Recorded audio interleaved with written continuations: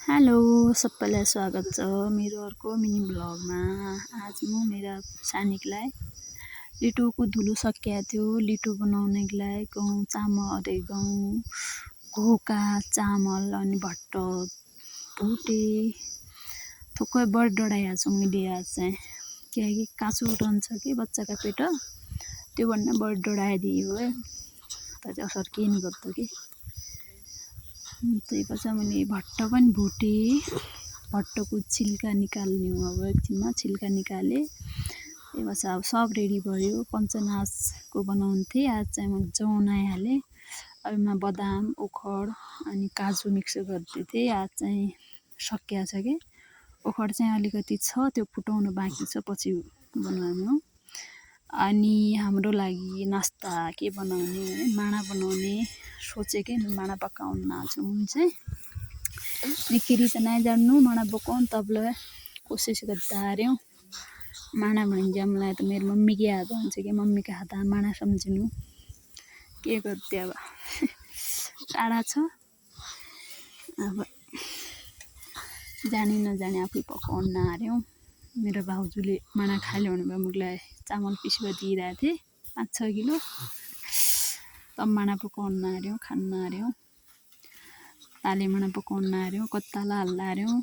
यसो विचार गरे नोट गरेर राखे कहिला पकाउन हुन्छ, कहिला नआइ आउनु। माडा खाने भए मेरा घर आया, घी चाहिँ नआए थिए, घी लिएर आया। मेरो गाई बिहानै अब 10-15 दिनमा त गाई बेजानी हो, तब मैले आज घी कम युज गरे हूँ कि अब अस्ति सानीको लागि भन्नुभयो किने हूँ 1 किलो घी।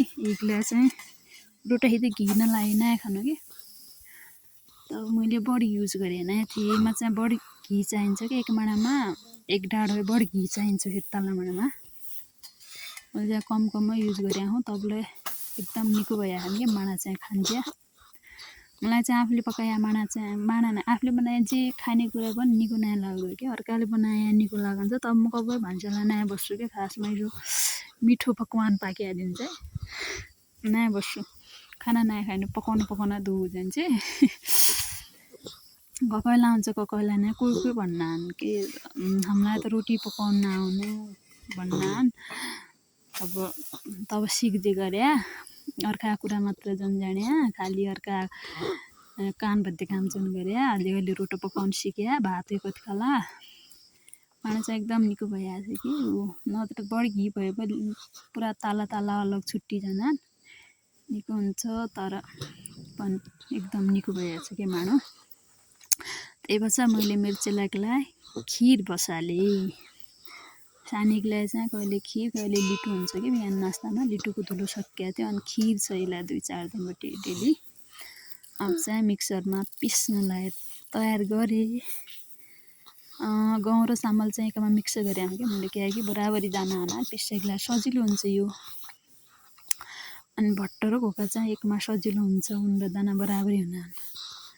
आजसम्म क्या नबनाई धुलो भन्ने सोचला, पानी लागेको थियो। अब उयो हुन्छ कि, सानी चाहिँ यो प्रेसर कुकरको खाना बनाउनु ज्या अनि मिक्सीको आवाज आएको साह्रै डर लाग्छ कि, रुन्छ।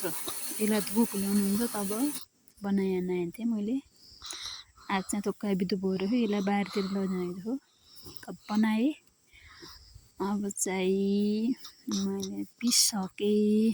गहुँ र चामलको चाहिँ सेतो धुलो भयो, चामल सेतो, भट्ट र घोकाको चाहिँ पहेँलो धुलो भयो।